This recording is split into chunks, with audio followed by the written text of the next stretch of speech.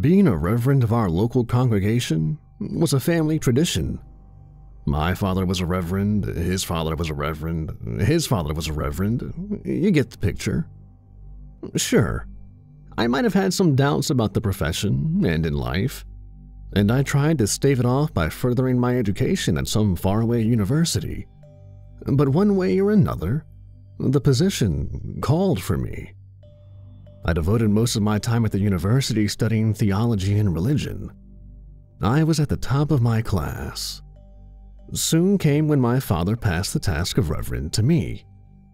I recall that before he died, he seemed to be slightly darker in his mannerisms.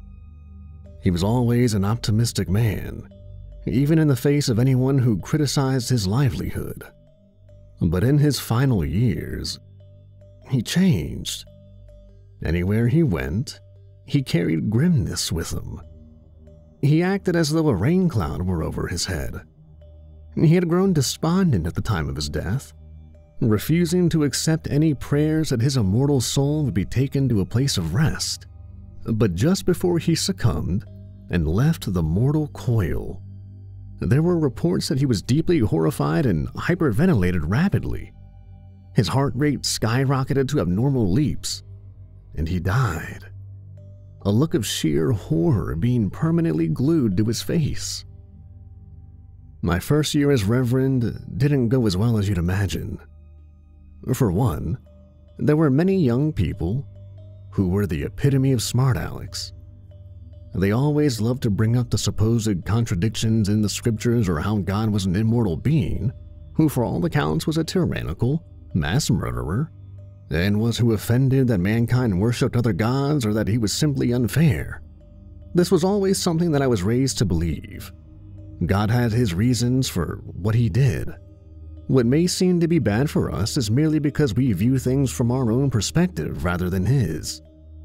Sure, descriptions of God's firing down burning sulfur and brimstone onto Sodom and Gomorrah were terrible, or God's slaughtering of the Egyptian children in the 10th and final plague that befell Egypt as stated in Exodus sounded horrific.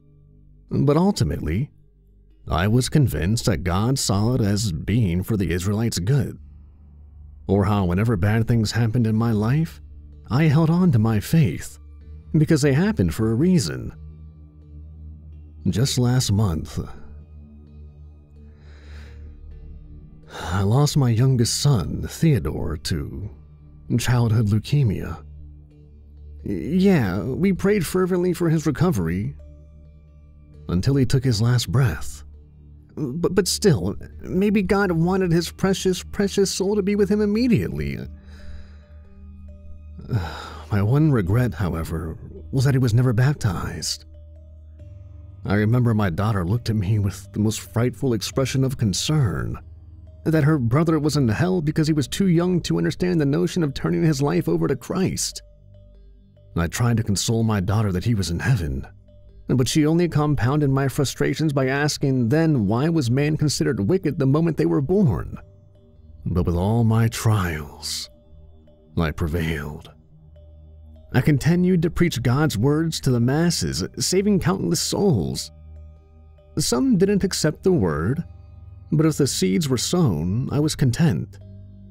For 60 years, I taught the same lesson of God's love for us and how he sent his son to act on our behalf. I also challenged countless atheists and agnostic debaters. To my congregation, I had, in their words, royally schooled them on my knowledge of the scriptures. By the time I retired, my eldest son Samuel took up the mantle. He started out kind of like how I did. He wasn't as bold in what he was saying, but within 3 months, he was becoming more and more convicted in the word. At the age of 64, everything changed. During a monthly checkup with my doctor, I received the news that a tumor was detected forming in my frontal lobe. I had earlier endured severe headaches and I felt more tired than usual. I went to chemotherapy for weeks. Anything that the doctors tried to implement simply didn't work. On my deathbed, my family gathered around. My church congregation had since ceased their prayers for me, and dying never really bothered me. Since I didn't remember what it was like to be born, this would then mean that dying would be painless. My vital signs started to fade, and after 2 minutes, I let myself slip away. A beam of light gently grazed upon my eyes, forcing them open. My eyes beheld the pearly gates. Past that was the streets paved with gold and the many mansions that Christ discussed with his followers. As my eyes beheld several of the sights, I noticed that there was something strangely odd about it all. No one was present. I expected to at the very least see old faces once I woke up in heaven. Instead, the streets were empty. Rather than hearing angelic singing, everything was bereft of the slightest murmur. I walked around the barren streets for quite some time. Right when I turned to head back, a low, audible sound crept into my ears. My legs tightened. Without a second thought, I sprinted towards the site of the audible noises. It took me to the very heart of the city. Right when I was about to make a right turn, my eyes locked onto something. In the middle of the square was the throne of God. The exact white throne that was attributed to him, and the exact one where it was said that he would judge the living and the dead. It was awe-inspiring. It was everything that I was taught to believe. The throne glowed with pure white light. But with all that breathtaking majesty aside, something felt horribly wrong about it. The throne flickered feverishly, the sounds becoming more audible. Curiosity crept into me, and I slowly made for the throne. What I saw made me question everything.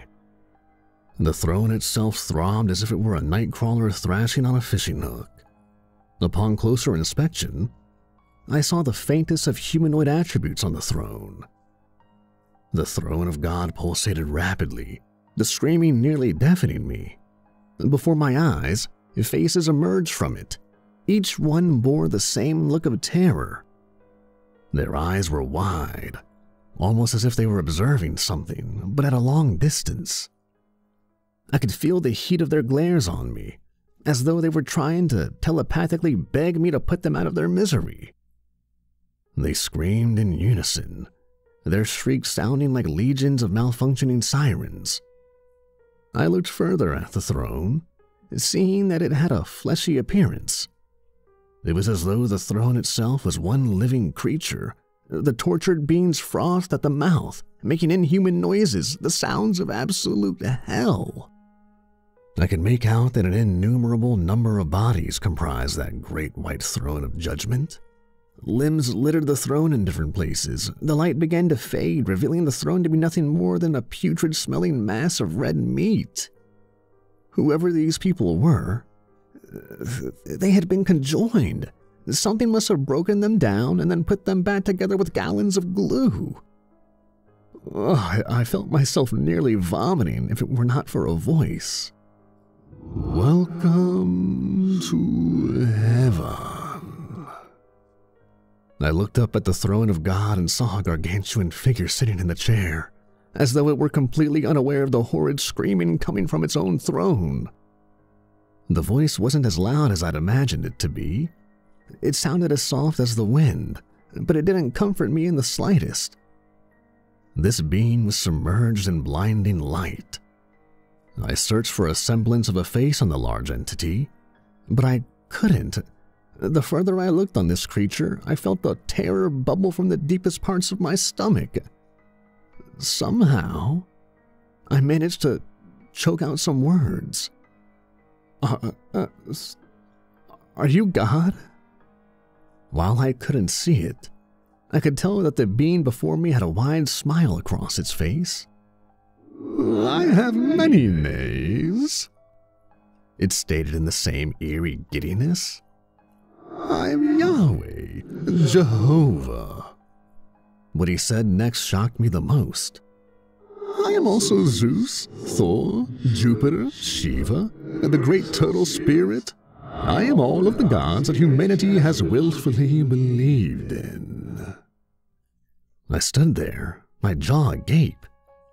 But God, what about my life's work? Oh, you humans never cease to amaze me with the utter ridiculousness of what you'd be willing to believe.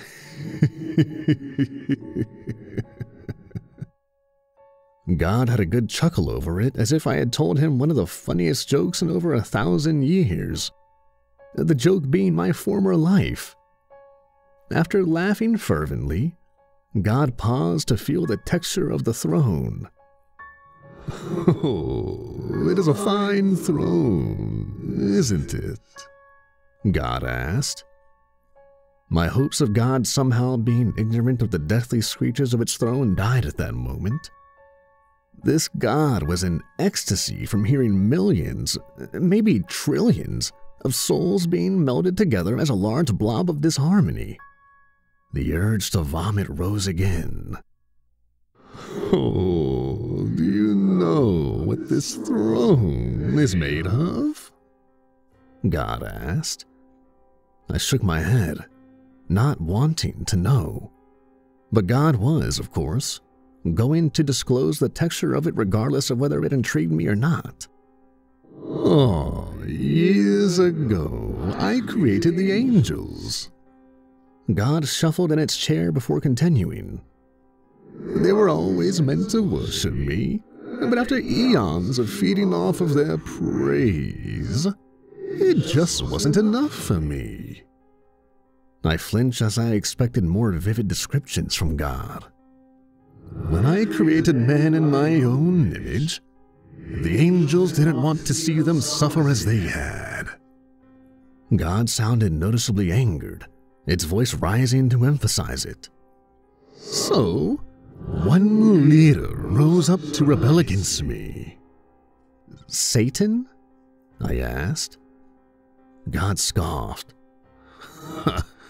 Because of their betrayal, I decided the best way to punish them is to condemn them to a life of endless suffering, one of which would make them regret being birthed from the fires.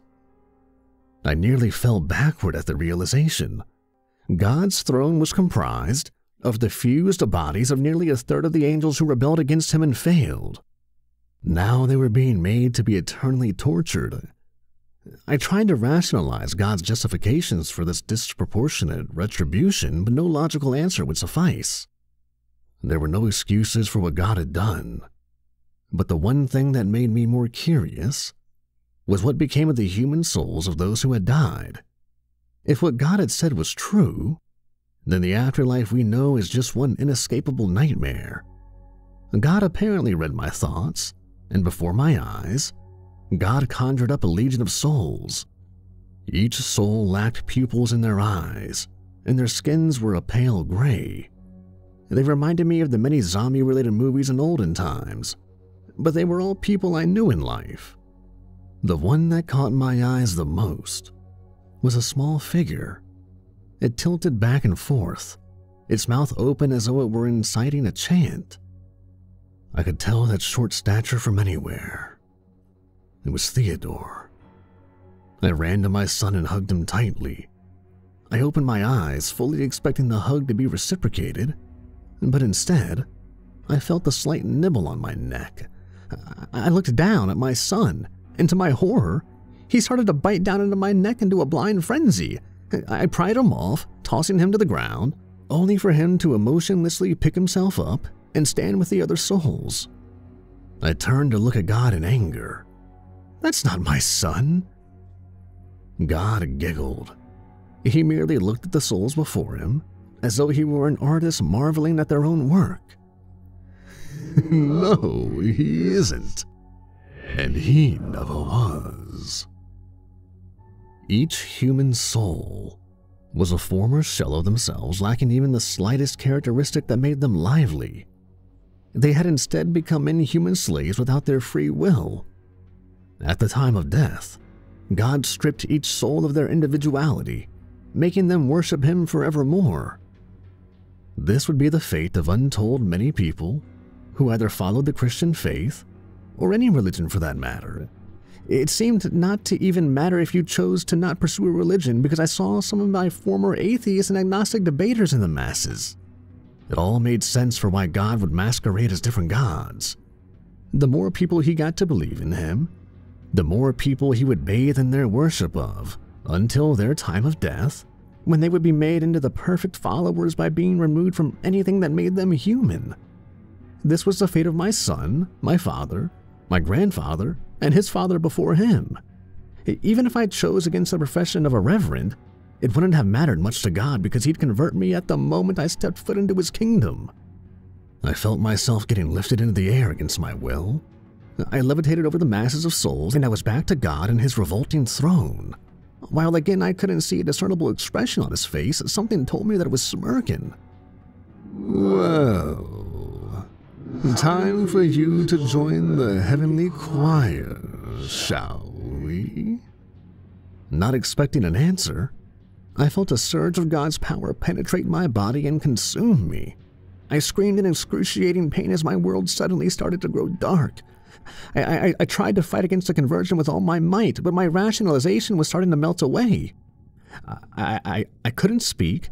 I couldn't think a cognitive thought. I used the last of my consciousness to curse God's name before sudden darkness consumed me.